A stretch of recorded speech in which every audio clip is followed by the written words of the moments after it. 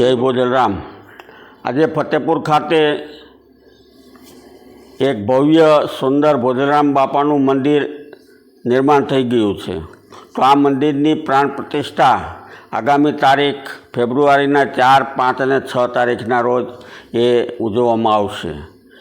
આ પ્રતિષ્ઠાની અંદર ભારતભરના આપણા સેવકો ઉપરાંત દેશ વિદેશના લંડન, UK અને કેનેડાના પણ એ હવનની અંદર બેસવા વર્ગ આવવાનો છે। આ 3 દિવસના મહોત્સવમાં પ્રથમ દિવસે એ શોભાયાત્રા મૂર્તિઓની કાઢી અને હવનના સ્થળ ઉપર લઈ જવામાં આવશે। બીજે દિવસે એ મુખ્યમંત્રી એમની હાજરી આપશે અને ધર્મસભા છે અને ત્રીજે દિવસે પ્રતિષ્ઠા છે। આ 3 દિવસના કાર્યક્રમમાં પ્રતિષ્ઠાની અંદર જલારામ મંદિર દરેક આખા ગુજરાતના લોહાણા સમાજ ભેગા થઈ અને એક વર્લ્ડ રેકોર્ડ સ્થાપશે। એ 10 ફૂટનો રોટલો બનાવી અને પૂજ્ય ભોજલરામ બાપાને ધરશે। એટલે આ રીતનું 3 દિવસનું બહુ મોટું આયોજન છે। તો મોરારી બાપુ એ ઉપરાંત એ ભૂપેન્દ્રભાઈ પટેલ અને સાધુ સંતો હાજરી આપવાના છે। 3 દિવસ એ જે રસોડું છે, સવારમાં નાસ્તો, બપોરે ભોજન અને રાતના, એ 3 દિવસ એ જે કાંઈ રસોડું છે એ વીરપુર જલારામ બાપાની જગ્યા તરફથી એ આપવાનું છે। માટે આપ સૌ આ મહોત્સવમાં લાભ લો। અને પાર્કિંગની વ્યવસ્થા પણ છે, મંડપની, VIP રસોડું, જનરલ રસોડું અને આ રીતની ખૂબ જ કાળજી રાખીને બધી વ્યવસ્થા કરવામાં આવી છે। તો આપ એ વિડીયોમાં પણ નિહાળી શકશો। તો આમાં ખાસ આપ સૌને હાજર રહી અને આ મહોત્સવ માણવા માટે મારું ખાસ હાર્દિક આપને નિમંત્રણ છે। જય ભોજલરામ। જી બાપુ, આપણે મંદિરની જે છે મૂર્તિ પ્રાણ પ્રતિષ્ઠા જે કરવાની છે, શું છે હકીકત સમગ્ર જણાવો।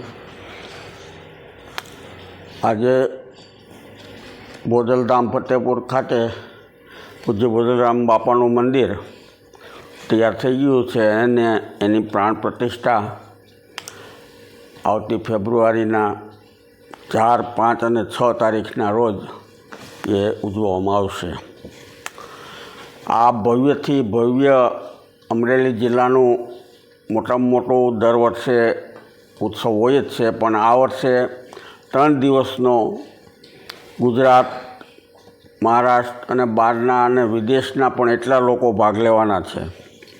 1008 હવનના પાટલા છે અને એની તૈયારી અત્યારે ચાલે છે હવનની। એ ઉપરાંત આ મંદિર આજે એટલું ભવ્ય બન્યું છે કે જે મંદિરની અંદર તમે જોશો કોતરકામ, તો લગભગ ગુજરાતમાં આવું મંદિરનું કોતરકામ ક્યાંય જોવા નહીં મળે તમને। 1000 ઘનફૂટ ગુલાબી પથ્થર અને માર્બલના એ સંયોજનથી બન્યું છે। 2 માળનું મંદિર છે અને 95 ફૂટ પહોળાઈ અને 85 ફૂટ લંબાઈનું આ મંદિર આકાર લઈ ગયું છે। એમાં 3 શિખર છે, રંગમંડપ અને કુલ 122 થાંભલા છે। એમાં 41 થાંભલા એવા છે કે જેની અંદર લગભગ દરેક અવતારો, એ ઉપરાંત 284 મૂર્તિઓ જુદી જુદી એમાં આપવામાં આવી છે, કોતરવામાં આવી છે। એમાં 8 લક્ષ્મીજીના સ્વરૂપો છે, 8 સરસ્વતીજીના સ્વરૂપો છે, ગણપતિજીના સ્વરૂપો બધા આ રીતે, અને દરેક દેવી દેવતાઓ અને આપણા સૌરાષ્ટ્રના, ગુજરાતના બધા સંતો, એટલું બધું ભવ્ય મંદિર બન્યું છે કે જે ખરેખર એકવાર જોવા જેવું છે। તો આ પ્રાણ પ્રતિષ્ઠા 3 દિવસની છે। એમાં પ્રથમ દિવસે 4મી તારીખે એ મૂર્તિઓની નગર યાત્રા અને એ જે હવનના સ્થળ ઉપર બધી મૂર્તિઓને લઈ જવામાં આવશે વાજતે ગાજતે। અને ત્યારે પૂજ્ય મોરારી બાપુ એ વખતે હાજર રહેશે. એમનું ટૂંકું પ્રવચન અને એમને કથા હોય દ્વારકા એ તાત્કાલિક અહીંયા આવી અને પછી દ્વારકા જવા રવાના થઈ જશે. બીજે દિવસે પણ એ જ રીતે કાર્યક્રમ છે. બપોરના ધર્મસભા છે 4મી અને 5મી તારીખે 4 વાગ્યાથી 7 વાગ્યા સુધી. એટલે 5મી તારીખે મુખ્યમંત્રી ભૂપેન્દ્રભાઈ પટેલ અને બધા આગેવાનો અને સાધુ સંતો એ ધર્મસભામાં એ લાભ લેશે. ત્રીજે દિવસે રાસ ગરબાનો બહુ મોટો કાર્યક્રમ રાખવામાં આવ્યો છે અને તે દિવસે પ્રતિષ્ઠા છે.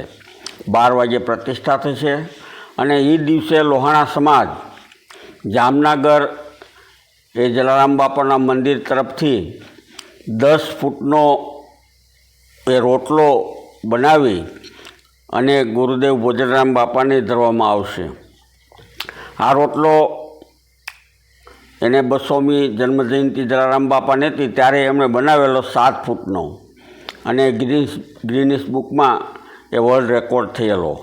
તો આજે એ જ મંદિર પાછું 11 ફૂટનો રોટલો બનાવી અને એ ભોજરામ બાપાને એ પ્રતિષ્ઠાને દિવસે ધરવાના છે અને એ પણ ગિનિસ બુકમાં નામ નોંધાવવાનું છે.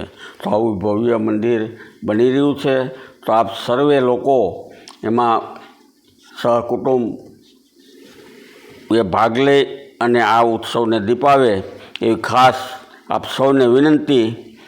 અને આ 3 દિવસના કાર્યક્રમમાં પહેલે દિવસે ફરીદા મીર અને હિતેશભાઈ અંટાળાનો કાર્યક્રમ છે. બીજા દિવસે અલ્પાબેન પટેલ અને માયાભાઈ આહિર છે અને ત્રીજે દિવસે મહારાષ્ટ્ર એમાં સ્મૃતિબેન પટેલ અને મિહિરભાઈ સાવલિયા એ મહારાષ્ટ્રની અંદર એ રજૂઆત કરશે ગીતની. એટલે આવા ભવ્ય કાર્યક્રમમાં આપ સૌને પધારી અને આ ધર્મ લાભ લેવા માટે મારું જગ્યા તરફથી અને ભોજા ભગત ચેરિટેબલ ટ્રસ્ટ તરફથી આપ સૌને નિમંત્રણ છે. તો જરૂર પધારો. જય ભોજરામ.